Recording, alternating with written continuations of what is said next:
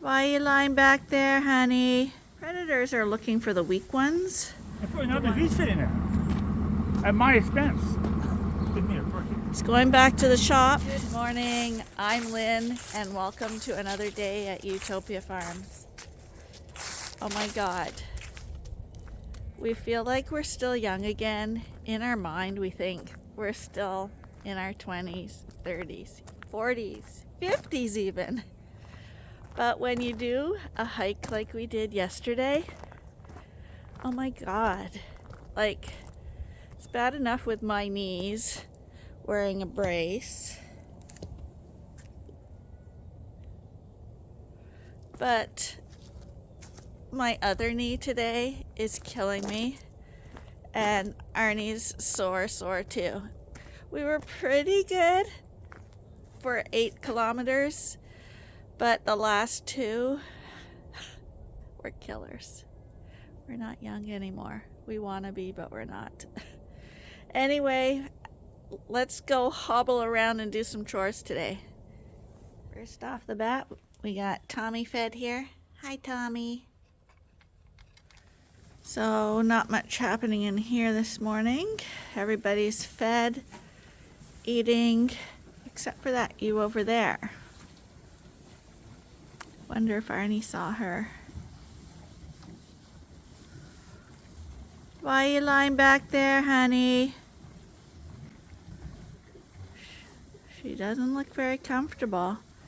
You'd swear she was lambing, but these girls are about a month away, so we're definitely too early for that. Hopefully it's nothing. Hopefully she's just a little uncomfortable. Same in this barn. All are fed. All are looking good. Luckily in this barn nobody's against the wall. Sheep being against the wall when everybody else is eating is not normal. It's the nice thing about being indoors feeding, because it's very evident when someone's not acting normal. Out in the pasture, if they're grazing and you're trying to see if somebody's not eating, they tend to actually fake eating. Like, you have to watch super carefully, because the sheep will put its head down to the ground and walk around with the others as if she's eating. And I think it's a survival thing, because they're out in the wilderness and predators are looking for the weak ones, the ones that are laying back, standing back. So I swear that in the fields, they walk along and pretend to be eating so no one will notice. So it's a lot more difficult to see things ahead of time until it's too late, like they're down and they can't fake it anymore. So that is a definite benefit with raising sheep, or at least feeding them indoors. Got that ewe up. I don't see any sign of her throwing a lamb or anything. No discharge. She could just have upset stomach, because usually if they're gonna lose a lamb or something, they'll start getting discharged, but she's not swollen there, so I don't think it's a lamb issue. At this stage in a pregnancy, they can have an abortion or a miscarriage, it would be, but at our place that's extremely rare. Like, you don't see it very often, so I'm assuming that's not the issue. But she's definitely not feeling well, and I see she's kind of clenching her stomach, like she's in discomfort. Now, they just had their grain, so I'm wondering if she gorged, and that will definitely do it. So we'll just keep an eye on her. There's not a lot we can do, because aside from her looking uncomfortable, she's not symptomatic of anything right now. But yeah, she's gonna go back to the wall there. Not good. I see that Arnie did have a line down her back, so maybe he's been monitoring her for a few days now. Maybe it's not a first time thing and he just hasn't mentioned it to me. But everybody looks forward to lambing, but for us, lambing is the worst time of year because that's when you have all your losses and illnesses, and it gets to be very stressful. If you're gonna have mortalities on the farm, it's always during lambing. The rest of the year is usually pretty clear sailing. This barn has been fed too, and everyone's looking good in here. No worries in this barn. No dirt's in the head, it doesn't break off, you understand? So here's no recent. They put them at the front. So that's bad enough, but look at this here. See that space in here? Go on the front here. See that space? That's telling me there's dirt in there. There's dirt in there, and it's not tightened up correctly. See the space? So I'm going to run it today. So this is really here, spaces. he just had this repaired. They put the bolts on backwards. The grease fittings. The grease fittings on They're backwards. on the front. They should be at the back. And it looks like they didn't tighten it up properly. And they said they weren't gonna redo it. Is that right? No, they weren't gonna fit. All they do is fit these bearings around, eh? But that's too much work. Now they want to re-drill it and put another grease fit in it at my expense. Give me a break. So, an expensive repair not done correctly. I gotta say something. You can cut this part out if you want. Okay. It used to be the rule of thumb: minimum brains, minimum workmanship. Okay. Just now it's outrageous workmanship for paying people, and you still got the minimum brain. That's not gonna work. We're gonna use it today. But I'm thinking they got that on backwards. Well, from here you can see the gap really well on this one. Yeah. Really well. Yeah, it weakens the blades, eh? They don't have the support, it weakens those blades. Look at right here, this one. You can see like it's easily a 1/4 inch. Yeah, it's ridiculous. Well, I got it on video. They should redo it, and it should be at their expense. That's not our fault. I mean, we sent it there to get fixed. It was there for a long time. They send it back, and it's not fixed. I don't see how that's our fault. I see all the spaces in here. Right here.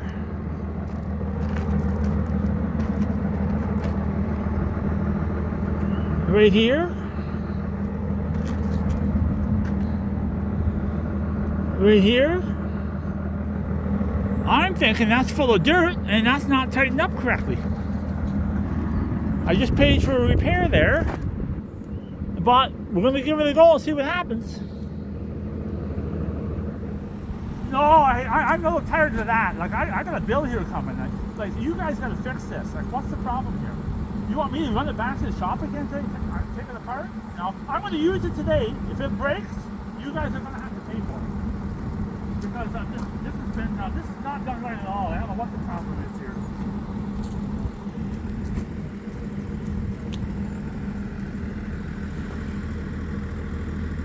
And as you guys have seen, this is every time. I got that picture already. Always works this way. Okay, I'm going to be back to the shop in a few minutes, but I'm really pissed off with it.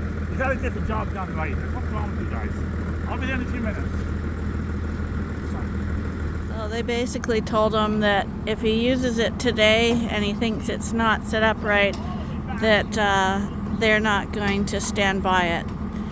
So we talk about getting set behind by things. Well, the goal today was to get the fields disked up because it's a really good day for doing that, and they demand that it goes back to the shop. So it's going back to the shop. I don't think you should have to pay for someone else's mistakes. So we just got this back repaired, and now he's heading back to the shop again. This is the one that took forever to get fixed in the first place.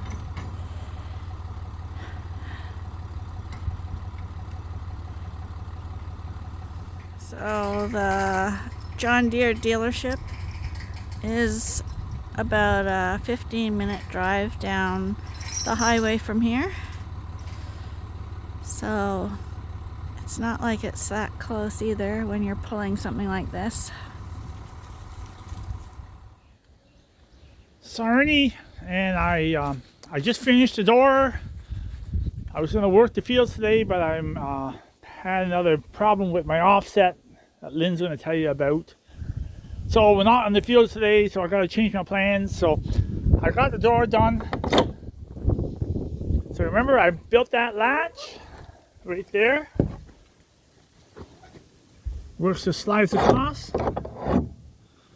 So built that latch, and I have that little support brace on there, just to keep the wind from blowing the door, and that pipe will just lift out. See, it will just lift out, let the door loose, and this way it will hold the one door locked in. So that pipe's a little overkill, probably. It's a 2-inch pipe, but it's just a rough piece I had left over, so I made it work. And that will hold this door permanently. And that's my, you can't see it, but that's my little latch that locks that handle on. And I guess I'm done this door. And now I'm going to clean up that debris pile, because I'm hoping to get my gravity box in here. So that's the project today. Okay, it's the following day, November 7th. It's a Tuesday, and we're doing chores again. We're back at this group. That girl who was in this group here yesterday, who looked like she was straining and stuff, she's, where is she? Is it you? Yeah, this is her right here at the front. So, we've been watching her. We just figure that she's probably going to be the first to lamb.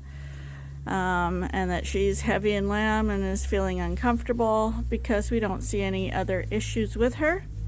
So right now I just put a phone call into Rob, who you all met when he came to the farm to do our health checks on our rams going to the United States.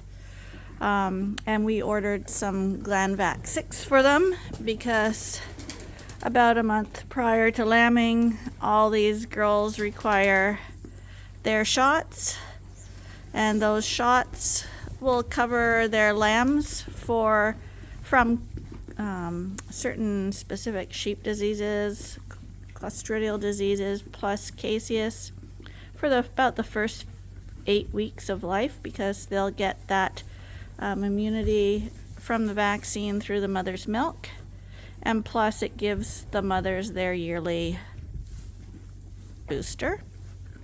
So that's on order, and we'll be doing that shortly. It's going to be a spread manure on the field day today, but there's a storm brewing, and it rained last night, so the fields are too mucky for spreading manure.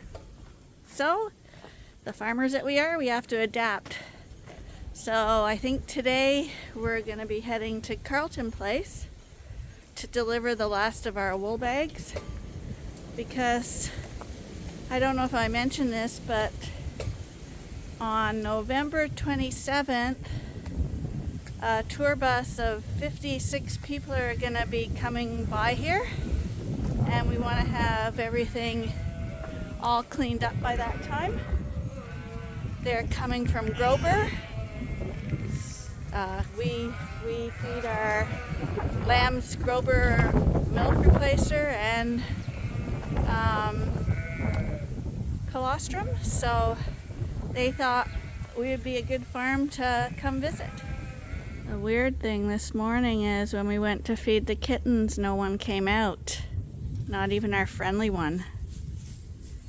Now we had a real big windstorm last night. I don't know if that frightened them and they moved to a different barn or if they moved all together.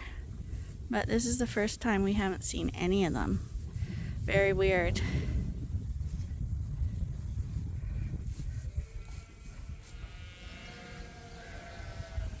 Good news. There's one of them now.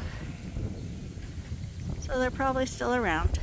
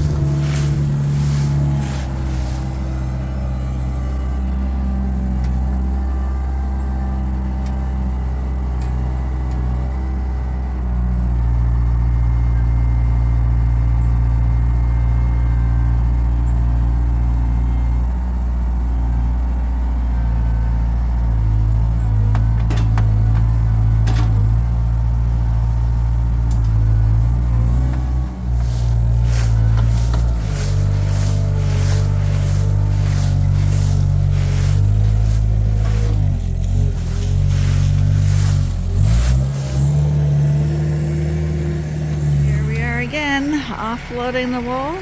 We've been here a few times before, never with such a small load, but these were all the stragglers, so we're bringing them in. Our guys weighing them. 139 pounds. That's pounds, right? Yes. Yeah. The pounds? Yep. 5 pounds. It's an old scale. It does both. It does do both. No, actually, people do pounds anymore. So yeah, we just always did it in pounds. Like we weigh all the big stuff. It depends where it goes. If it goes to the States, a lot of them want kilograms. So it just depends where it goes. You would think the States would want pounds because they are pounds, aren't they? Okay, maybe it's somewhere else. Oh. Yeah, it's somebody. There's always somebody that wants something different. Sure, yeah. The bag was a smaller bag. This one has 212 pounds.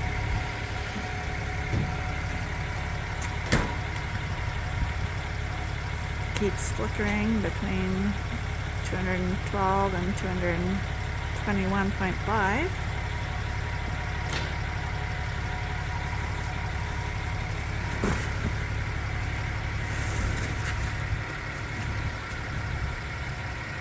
Is the wool moving out now?